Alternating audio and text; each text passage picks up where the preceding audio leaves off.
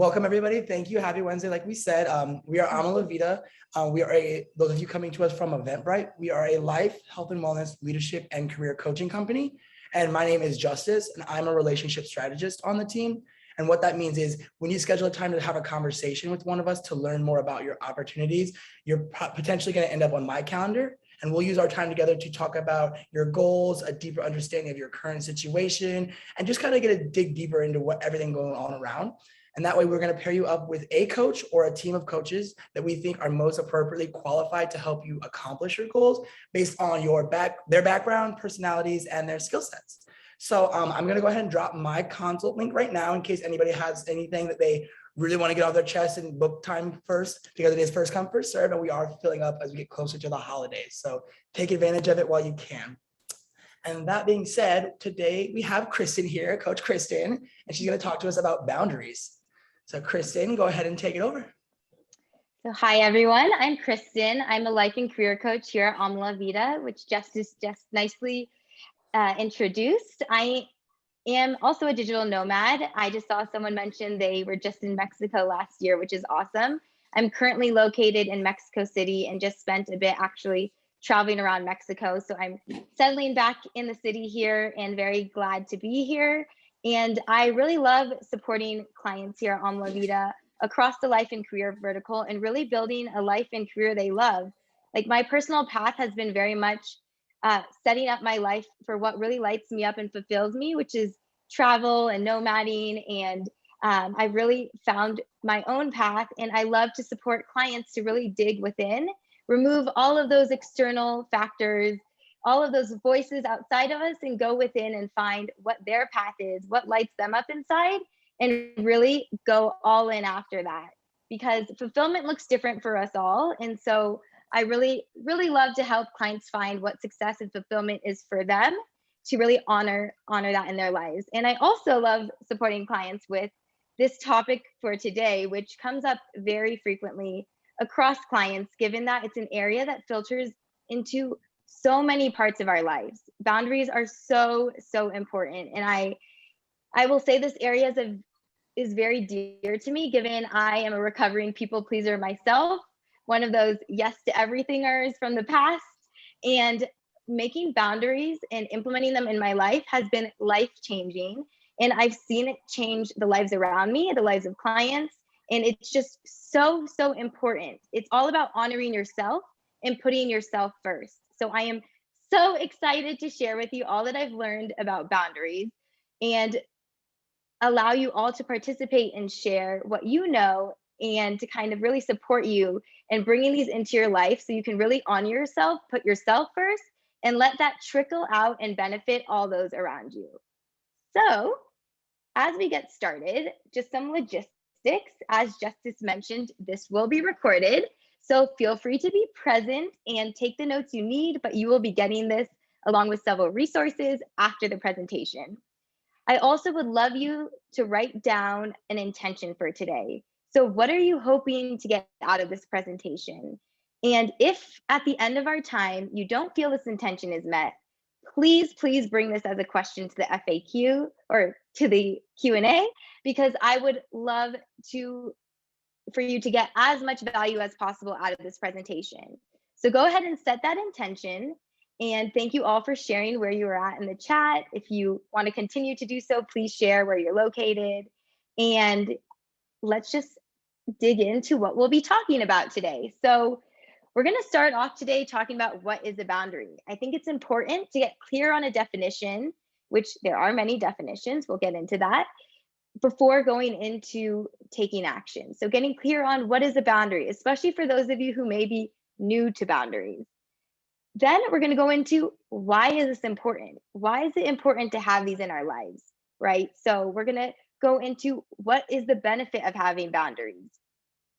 Then for those of you who are new, or those of you who are struggling, or no matter where you are in your boundaries journey, I'm going to share with you a 3-step process to support you with how to create these boundaries, right? And we are going to go through this activity together. So we're going to be able to take action already on this call to start setting these boundaries so you can bring these into your day-to-day life.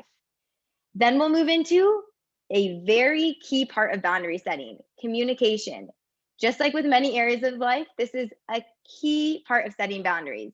And it's first important to communicate this with yourself, because when you're clear on your boundaries, you can really implement these so others can honor it. But it all starts with you. So we're going to dig very deep into how that communication looks, how it looks to get clear on what they are, and really how to work through maybe some of that discomfort with communicating these new limitations and rules that you're putting in place. Then we'll go into potential challenges. So some of you may already be facing these. Some of you, this may proactively prepare you for some of the challenges you might face, but I'm going to walk through some common challenges with boundary setting and some solutions to support you as you put these into place. Then finally, I'm going to give you some last tips and tricks for really implementing these and taking action after this call. And I'll turn the tables and allow for you to bring in any of your questions and see how I can support you with maybe what's coming up for you in this area or questions after this presentation. Now, I want to make this as interactive as possible. So I really encourage you all to participate and share as I invite and open that to you in this presentation. I don't want to be speaking at you this entire time, nor do I think you want that. I think that we can all benefit from sharing. This is a safe space, so please be open and feel free to engage in the chat and unmute yourself when I open it up for discussion. I want this to feel more like a workshop, so let's all participate, and you have no idea how much another person in this room might gain from what you have to share. So don't hesitate to share when you feel inclined. I would love to hear your input, and I'll be opening up discussion multiple times throughout this presentation. So let's start with definitions. What is a boundary? So I want to invite all of you or whoever has kind of their own definition to please go ahead and share before I share mine, what you consider a boundary in the chat. So any keywords that are coming up for you, please go ahead and share this in the chat. I want to hear kind of what your thoughts are as of now on this topic. So what's coming up so far I see is healthy limits. Yes. Your limitations. Yes. Oh, just like this sign here, do not cross the line. Nope, do not cross those. Oh, limit where you push back. Interesting. A barrier that something or someone is not able to cross. So what you will and what you will not do. I'm loving these. Feel free to keep them coming. Guardrails, love that. So as you can see from this sign on this slide, no trespassing, keep out.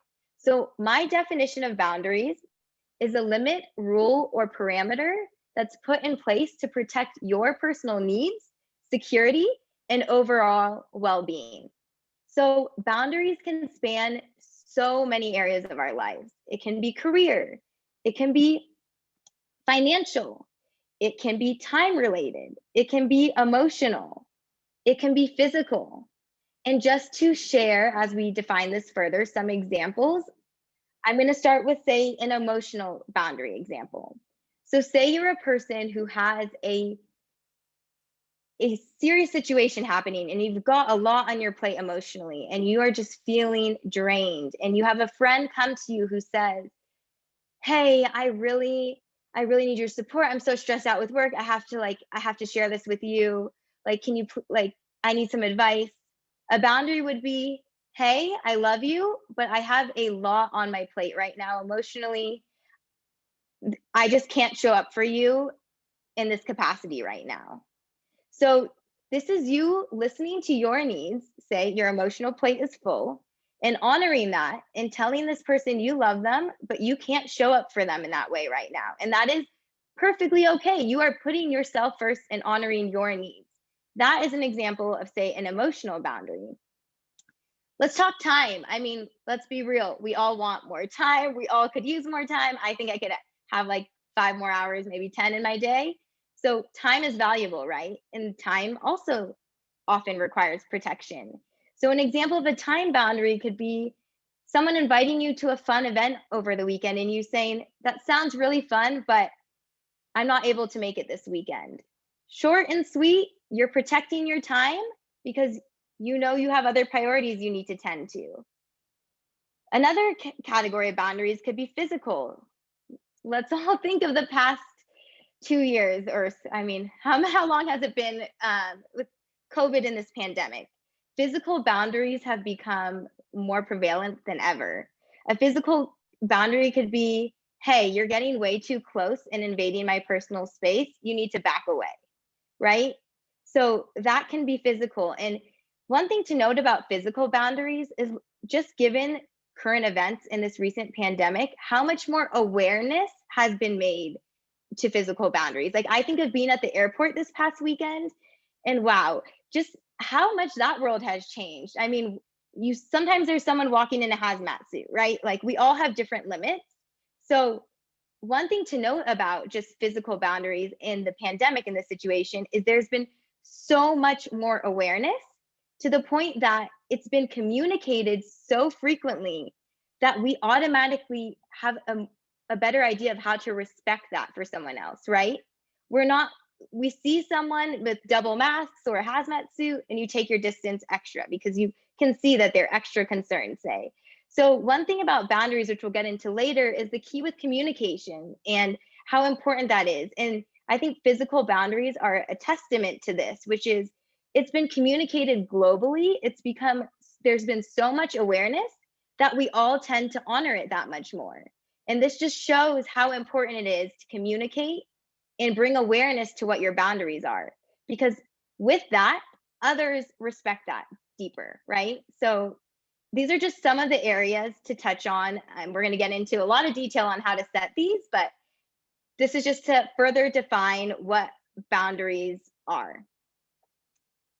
All right, so why are these important, right? Like, why do we need these? I mean, I think some of those examples I just gave show an idea of why this is important, but let's talk more about why. I mean, they're clear guidelines. Now, a key with them is they're meant to protect you. You are honoring yourself and protecting yourself by putting these into place. You're guarding your well-being and your energy. And what is more important than your own well-being, right? This is how you put yourself first. And by doing that, you're creating a strong identity. With boundaries comes empowerment. It comes confidence, self-esteem, and self-respect because you know what's important to you and you're honoring that, right? And this improves your overall health and well-being. So the other key with boundaries is, while some may take this as a selfish act, the irony is the more you're filling your own cup, the more you're taking care of yourself, the better you're actually showing up for others, right? Because you have more to give. If you drain and deplete yourself, what do you have left to give to others? So the key with these is you are protecting and honoring what is most important and key to you. So let's look at what it looks like without boundaries. I think this picture is a pretty perfect depiction of the feeling. So I want you to reflect right now on an area or areas of your life where you felt overwhelmed, like this picture shows, resentful, angry, exhausted, depleted, physically and emotionally drained. If you reflect on these areas, there's likely missing boundaries there. Because when you protect your needs and you protect what's important to you, you protect your energy and your overall well-being. So if you kind of dig into those areas where you're having those emotions of resentment, anger, exhaustion, depletion, there's likely some missing boundaries there. So that's information for you to take as to what you might need to be protecting a bit more. And I see some shares already in the chat about kind of these areas like friendships, relationships, siblings, girlfriends, like there's different areas. And the key is to start moving to setting boundaries. And hey, I don't know if the picture shows how it feels to have strong boundaries better, but you're just thriving, right? You are at peace. You are honoring yourself. You're respecting yourself, living your best life. I mean, I know this is like a dramatic transition, but honestly, strong boundaries, you feel rejuvenated, you feel refreshed, you're energized, you're you're just at peace because you are protecting your needs and your desires and putting yourself first. And that is the benefit of strong boundaries, right?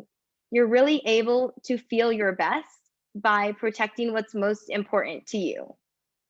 So, given that, let's start thinking about let's start reflecting within. So, I want you to take the next couple of minutes as I read these questions to really reflect about yourself because you know yourself best. I can't present today and tell you, all right, here's the list of boundaries you need. We're all unique and we all have unique needs.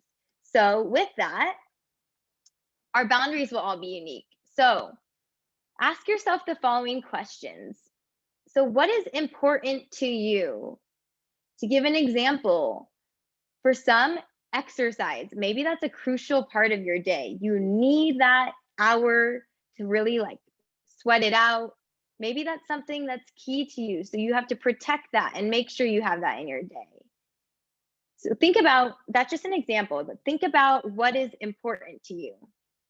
Now, think about, and going back to that slide of that overwhelm picture, think of those areas in your life you need to set boundaries. Where are you feeling resentful?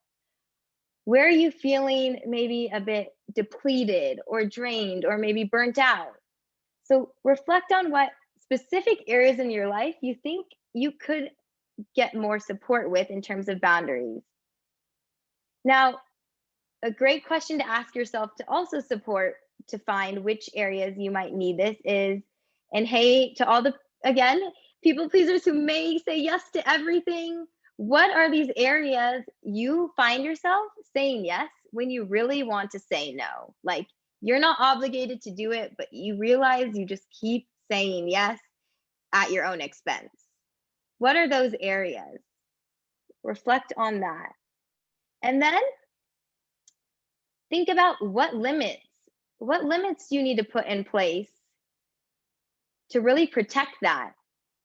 I'm actually curious in the chat if anyone wants to share their area, an area they often say yes when they actually are just like, no, I don't want to do this. I think in the career space, often this can happen when we really want to go above and beyond, but it often can be at the expense of ourselves. Oh, hosting holidays.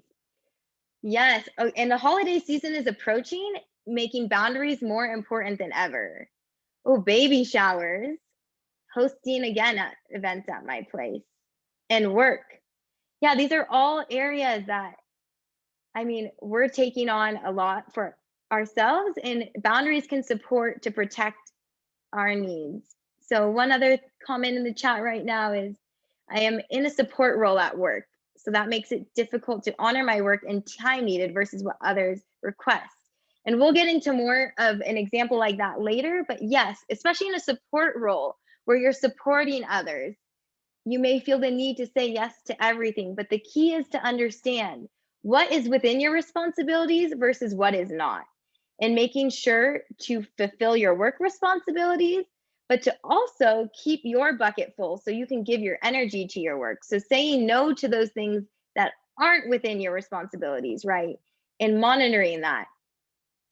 So loving this engagement in the chat, and we'll get into more of this later. So now to outline, how do we go about this process? So I want to give 3 steps, and I'm going to give an example right now to help make this clearer. 3 steps on how to go about creating boundaries, especially if you're new to the process, or even if you've already been doing this. I hope that this supports, this is just one method, but I think this is a way that you can help break it down to kind of start to construct what these are. So I'm going to use an example, and the example is someone who really values alone time, like introverted, needs alone time to recharge. And maybe they've got a super extroverted role at work, so they're pretty on all day. So reflecting on what's important to you is the first step. And in this example, this person values alone time. They need the time to recharge, right? So that's what's important to them. Then step 2 is to write out a non-negotiable related. So this example of this person who needs alone time is maybe their non-negotiable is, I need 4 nights of my week to myself. Like they need those 4 nights to recharge. So that's their non-negotiable. Like a non-negotiable is something you're not willing to budge on. It's core to you. And they know themselves and that they need these 4 nights to themselves. So that's their non-negotiable. Step 3 is to determine what rule, limit, or guideline is needed to support that non-negotiable. So going back to this example, they may say, okay, I will not make plans with others aside from, I will only make plans with others 3 days, 3 nights of my week. So knowing themselves, they make this rule that only 3 nights of their week, they'll have plans with others. The other 4 nights are for them to recharge. So just to recap with this example, first, reflecting on what's important, alone time. Second, writing a non-negotiable. I need 4 nights of my week to myself. 3, determining what rule is needed to protect that. I will not make plans. I will only make plans, say 3 nights of the week. So the key here is it's reflecting on something that's important and making sure you are making a boundary to protect what that is for you. And again, this is going to look different for us all. So I want to invite you all for the next 1 to 2 minutes to do this activity. So let's give this a try. So if you have a pen and paper, feel free to start to write this down. I want you to first write down, depending what's coming to mind, 1 to 3 non-negotiables related to an area that you feel is very important to you and your well-being. Then, for each non-negotiable, write out a boundary, so a limit or a rule you want to put in place to protect this area. So to protect this need that is important to you. And then to take it a step further, I want you to read what you wrote down and ask yourself, is this clear?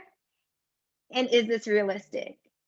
Because just like building habits, boundaries require that you honor them because you are the first person to put this into effect. It all starts with you for others to honor it. So if it's not clear and realistic to you, it will likely not be clear and realistic to others. So if what you've written down does not feel clear and realistic to you, I want you to break it down even further to where it's realistic. So you know with confidence you can honor it, because when you honor it, others will honor it. And when you're clear, you can clearly communicate that with others. So I now want to open it up, now that you've had time to write this out, for some sharing. So if you feel comfortable, I would love for you to unmute and share kind of what's one or two of the boundaries you've come to. Also sharing in the chat, and I want to share that what you just wrote down might be what someone else needs to hear. So this sharing can really inspire and support others who may need this boundary as well. So please go ahead and if you feel comfortable, unmute and share kind of what you just came to. Any takers?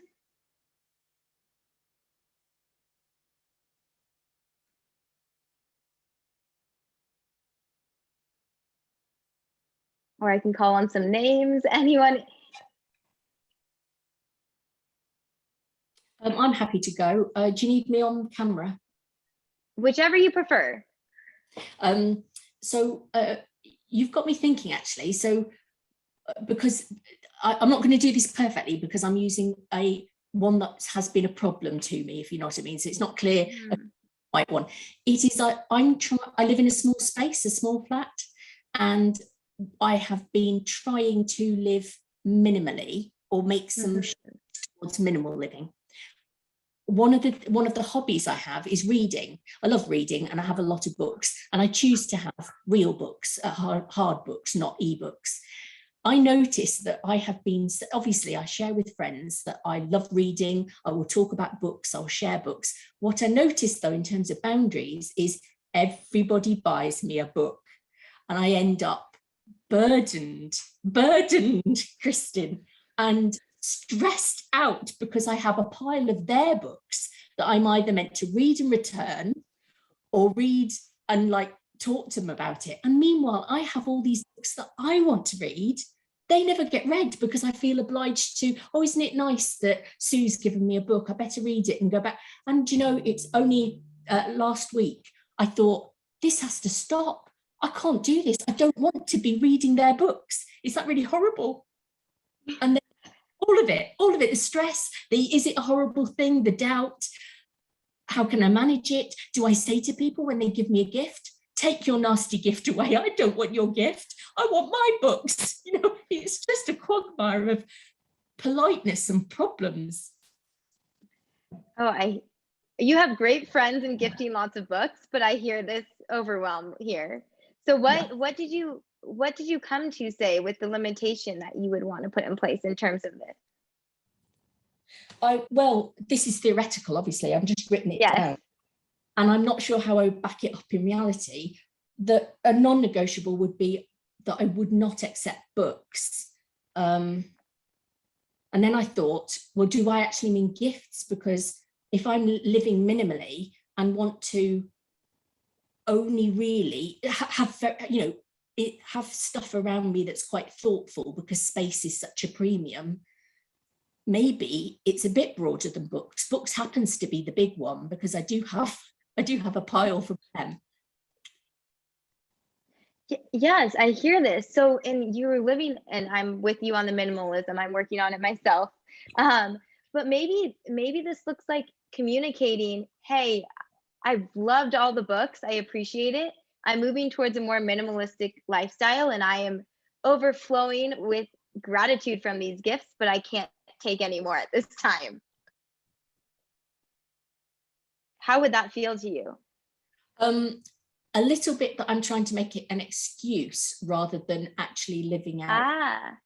So a boundary is saying something like, you know, I don't do that. So if a more easier black and white one would be, you know, if your friend wanted you to take drugs and you're just like, no, it's just not happening. I don't have to excuse, I don't have to defend. I'm not putting that in my body. And it's just a zero. There's such a line. It's just a no. And you wouldn't dream of saying, oh, my mum would tell me off, or oh, it's criminal, or I mean, you don't need to excuse yourself. Whereas I felt with your response then on books, that there is a need to perhaps take into account their emotion, the other person's emotional needs, which I recognize, but then that softens the boundary a bit. So you start to sound like you're just whinging and whining, like, oh, you don't have a boundary. You just have a problem that you haven't got enough space. They're two different things. I don't want to sound like I'm saying, oh, I love your books. I'd love to read them. I'd love to have it. It just happens my bookshelf is too small. That's not a boundary. A boundary is the other way around, where I'm saying, I have plenty of book space. I don't want your books on it. Yes, I hear that. So how would you reframe that to feel more firm and direct? Oh, I don't know, because my problem would be I would slip to aggressive rather than, I would get the outcome, but I would probably,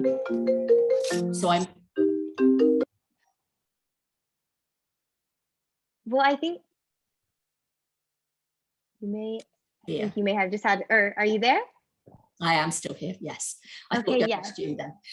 So the reason I would want to learn from this is that, you know, you don't want to break just in order to get your non-negotiable sorted. You don't have to ruin everyone's life or every relationship or stomp on their toes. And so I tend to panic, and then I lay down such a firm rule. People are like, goodness, Libby's a bit aggressive, isn't she? I completely hear you. And this is the balance with boundaries, right? It's, you are being aware of their emotional needs, and aware of your kind of delivery, but you're putting yourself first, right? So you can be, we're all different types of people too, right? So how we communicate, and those who know us best, will look differently with our boundaries. The key is to be firm and to communicate it in a way that feels good to you.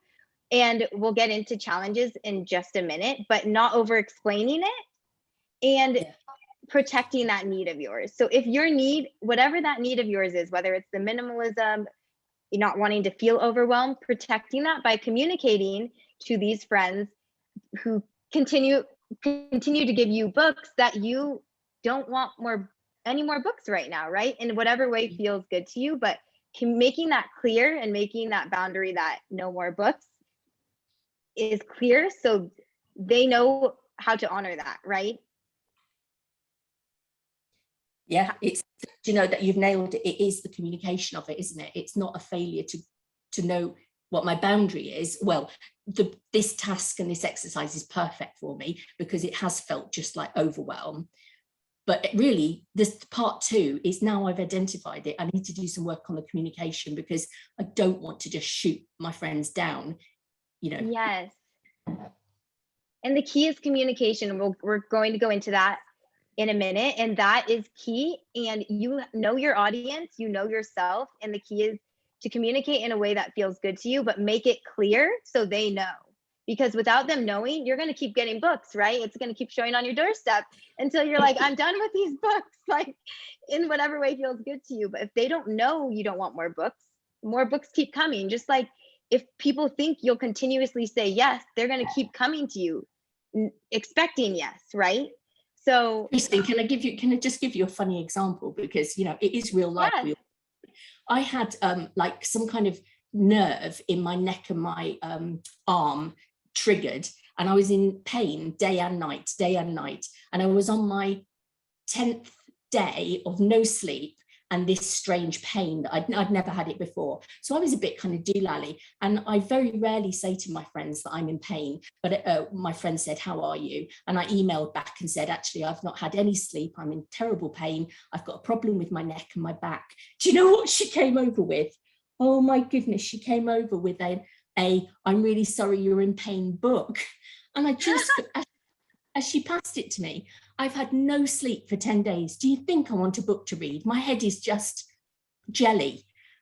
It just felt really strange. And I nearly gave it her back there. She passed it to me in a little gift bag, like, oh, I'm so sorry you're ill. Have a book. Have another book, Libby. Oh my goodness. Are you kidding me? I'm at my wit's end with pain, and you've given me a book. It felt like a job. You've just given me a part-time job to do, you know?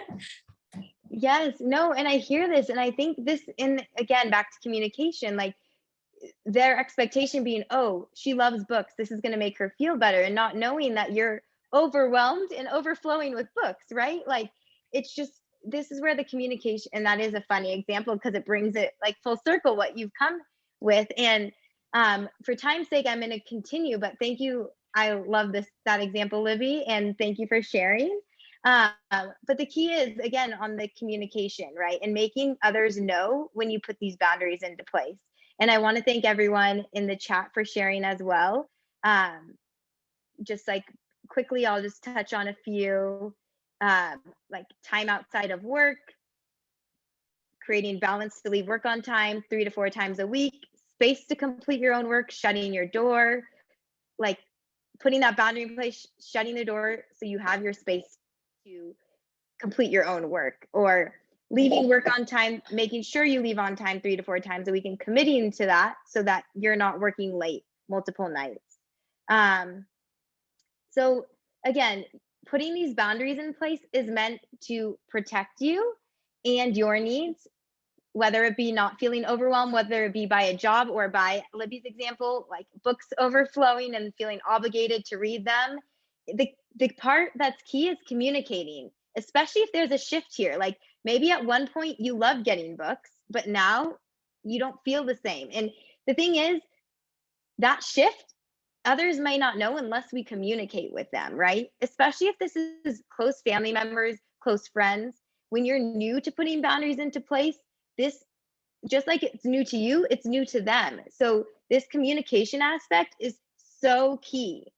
So let's talk about what that entails. Well, just like with that example we just had with the books, execution is key in knowing your audience. So of course, we all communicate in different ways that feel good to us. Some of us are more direct with others.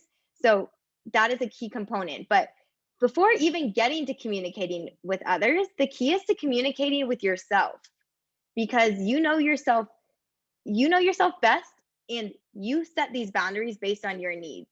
And unless you're clear on them, how can you express it to someone else? So starting out, that 3-step exercise can support with really writing out these boundaries.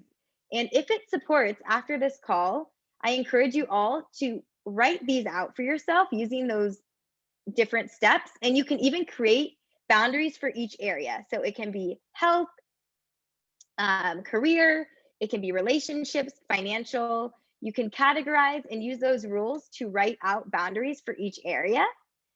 And to really get clear, I like to frame it as a written contract with yourself to commit yourself to these boundaries, because it all starts with you. And once you're clear and committed, you can communicate that out to others.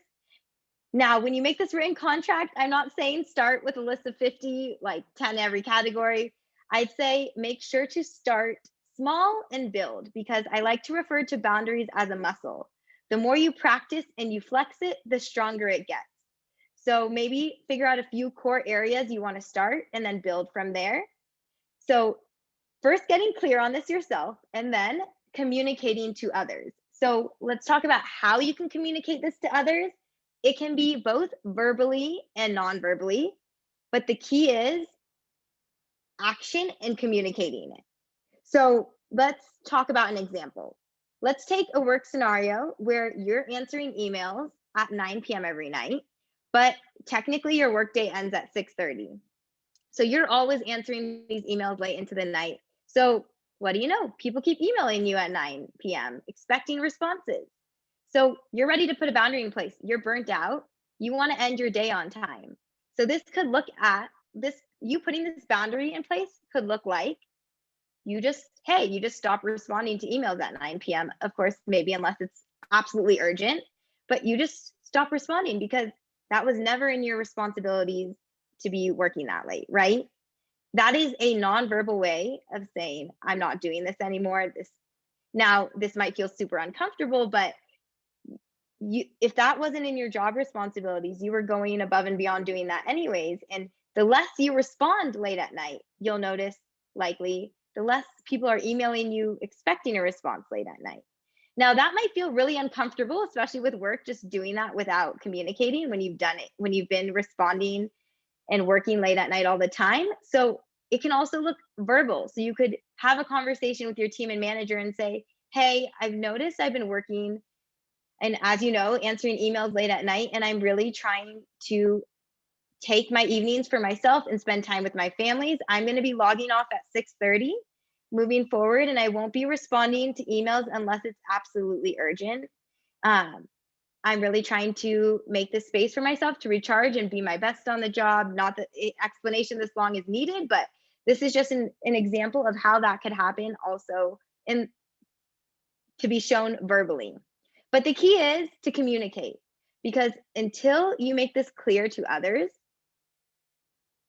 whether it's verbal or non-verbally, until you take action, nothing will change, right? And if others are used to you acting one way, the best way to express the change is to communicate it to them so that they understand what your needs are and why you're putting this into place. Now, if you're starting a new job, the benefit is you can set boundaries early on, and no one really knows you yet. So by putting these boundaries into place early on, you're honoring yourself from the start, and people will respect that going forward. It's a bit more challenging when you haven't had boundaries in place and you have to implement them after kind of saying yes to everything or working into late hours of the night. But the key with doing that is really communication. So open communication is so key with boundaries, just like communication is key in many areas. And I wanted to share this quote I saw last week, which I really love. And it's that empower your no to make your yes invaluable. So really making it clear when you say yes, that this is something for you versus saying yes to everything. When you empower your no, you make your yes that much more valuable to others. So let's talk about challenges, because I'm not saying this is easy. It is very uncomfortable at first. And just like the communication aspect can be really uncomfortable, especially with close family and friends with this, if this is new to you. So I wanted to share some potential challenges you may face or already be facing. So let's talk FOMO, fear of missing out, if any of you are familiar with it. A friend recently came to me sharing an example of fearing missing out on opportunities, say in the career space, because of not wanting to work longer hours or to kind of be on all the time. And for this type of challenge, I would say a good way to navigate that is going back to what we were just talking about, communication. So the key here is proactive communication. So having that conversation with your manager saying, hey, I really need to respect my evening time. I need it I've got family responsibilities, and I want to recharge, but I really want to go above and beyond and take on some additional projects.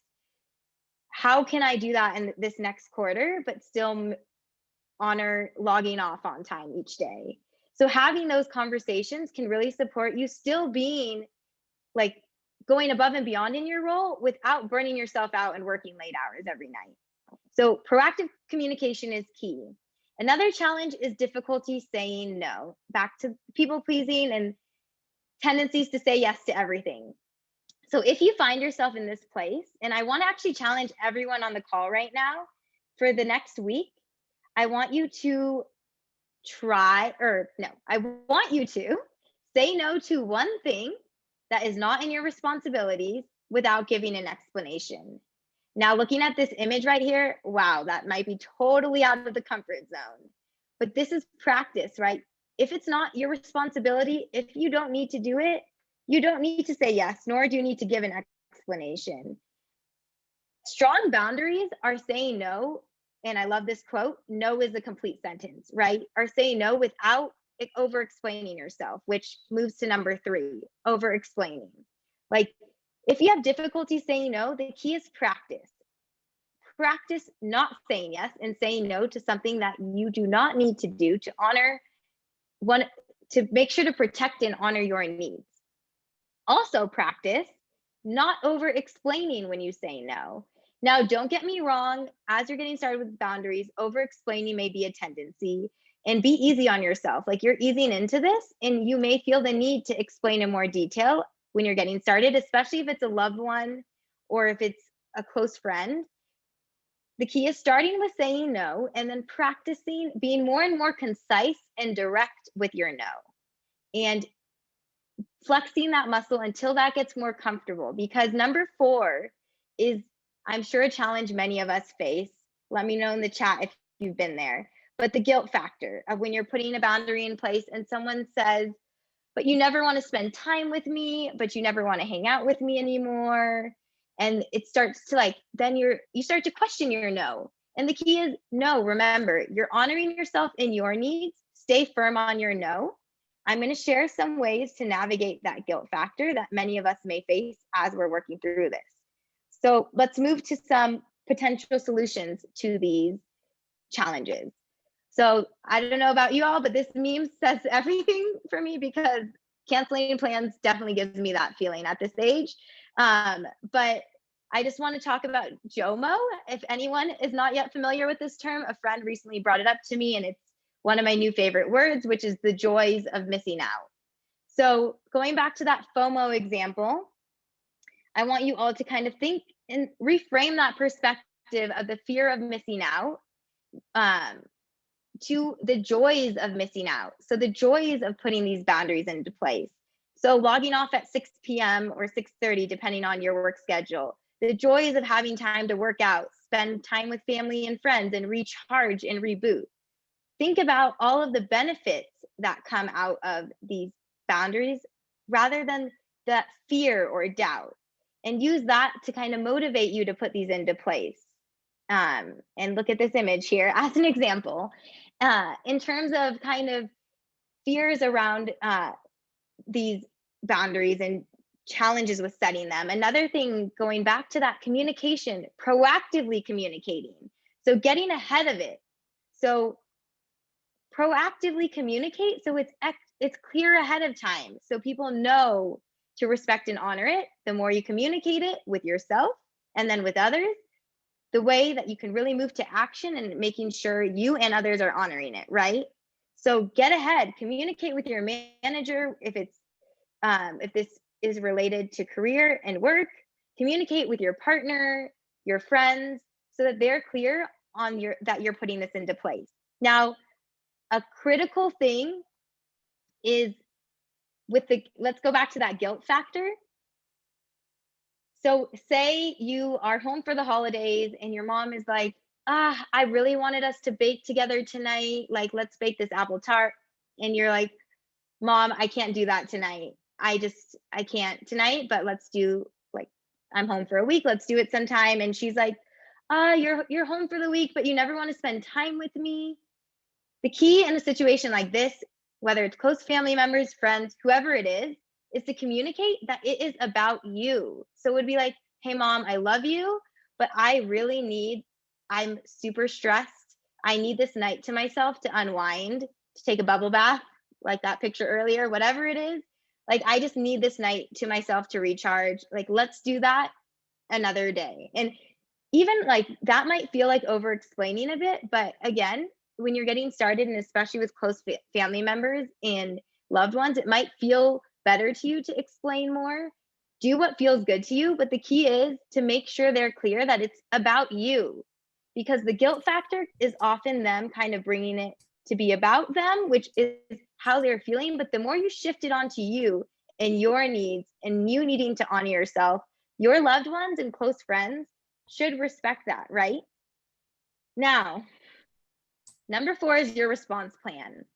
And I encourage you all to maybe take that 3-step activity earlier, one step further, and develop a response plan. Because I want to ask you all, what will you do when you take all these steps, you get clear on it yourself, you communicate it in writing, or you communicate it verbally and make it very clear to this person or whoever this person is in your life, and they continue to violate that boundary? You can, A, try again, communicate to them and say, hey, I've mentioned this to you. I'm going to communicate it again. This is what I need, and hope for a change. You can, B, take space and distance yourself, hoping that since you've already communicated it to them, they realize that until they do this, you cannot be close to them. Or you can see, and this might be harsh, but cut the relationship. Now that's an extreme, but there's different routes you can take, and there are other alternatives also with this response plan. But the key is you have to be prepared for how you want to navigate when others don't respect this. And that is something that we all have to navigate for ourselves. But I think it is beneficial to be proactive and thinking through, like, okay, what will I do if someone can't respect this or honor this? Because the key is, this is your core needs. This is what's important to you. You need to put yourself first. So if someone isn't respecting that, you've really got to reflect on, is this someone you want in your life? Or how do you need to continue to put boundaries in that relationship in order to honor yourself? Because those who love you will support you and will support your needs. So these are just questions to ask yourself as you go into work on your boundary setting. And I've seen in the chat someone, Jay Smith, sharing, I may have to initially explain more to family. I've had to be more direct with family. Sometimes they just forget, even if you've told them many times. And this is the thing. Sometimes we might have to, again, with the response plans, maybe it's recommunicating. But You know, these are things that the communication factor can highly depend on the audience. The key is to communicate it.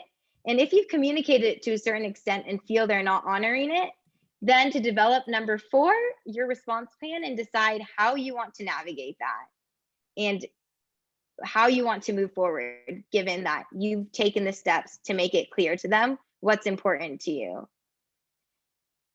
So before we move to Q&A, I just want to share some last tips to support you as you're putting these into practice. Some general tips, and that is first what I mentioned earlier, to start small. So keep flexing this muscle, starting small, just like with habits, until it builds and gets stronger and stronger. Also, acknowledge your wins in progress. Like, pat yourself on the back. When you say no without an explanation, just feel that empowering feeling when you know you've honored yourself and put yourself first, versus like sacrificing your needs and depleting yourself. Like, honestly, if it supports you, write it down. I don't know, treat yourself, whatever it takes. Celebrate your wins so you can continuously build. And then a super important component of boundary setting, self-compassion.